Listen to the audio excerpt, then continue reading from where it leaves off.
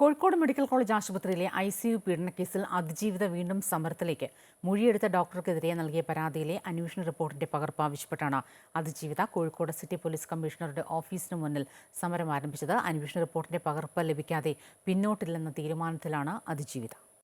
2023 March 18-നാണ് Kozhikode medical college ആശുപത്രിയിലെ ICUവിൽ വെച്ച് അതിജീവിത പീഡനത്തിനിരയാകുന്നത്. യുവതിയെ പരിശോധിച്ച ഗൈനക്കോളജിസ്റ്റ് ഡോക്ടർ KV പ്രീതിക്കെതിരെയുള്ള അന്വേഷണ റിപ്പോർട്ടിന്റെ പകർപ്പ് ലഭിക്കണമെന്ന് ആവശ്യപ്പെട്ടുകൊണ്ടാണ് അതിജീവിത കോഴിക്കോട് സിറ്റി പോലീസ് കമ്മീഷണറുടെ ഓഫീസിന് മുന്നിൽ സമരം ആരംഭിച്ചിരിക്കുന്നത്. താൻ പറഞ്ഞ പല കാര്യങ്ങളും മൊഴിയെടുത്ത ഡോക്ടർ KV പ്രീതി രേഖപ്പെടുത്തിയിട്ടില്ലെന്നും പ്രതികളെ രക്ഷിക്കാൻ ഡോക്ടർ കൂട്ടുനിന്നുമെന്നുമായിരുന്നു അതിജീവിതയുടെ പരാതി. റിപ്പോർട്ട് ലഭിക്കുന്നതുവരെ സമരം തുടരുമെന്നും അതിജീവിത വ്യക്തമാക്കി.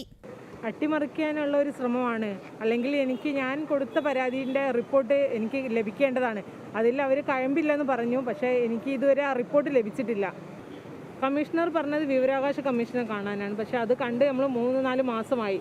അപ്പോൾ അവിടെ നിന്ന് നമുക്കൊരു നീതി ലഭിക്കുന്നില്ല. നമ്മൾ നിയമത്തിൻ്റെ വഴിക്കാണ് ഇതുവരെ പോയിട്ടുള്ളത്, പക്ഷേ ഇവിടെ നിന്നൊരു നീതി ലഭിക്കാത്ത കൊണ്ടാണ് ഇങ്ങനെ ഒരു സമരം. കേസ് അട്ടിമറിക്കാൻ നീക്കം നടക്കുന്നുണ്ടെന്നും അതിനാലാണ് റിപ്പോർട്ട് നൽകാത്തതെന്നും അതിജീവിത ആരോപിക്കുന്നു. അമൃത ന്യൂസ്, കോഴിക്കോട്.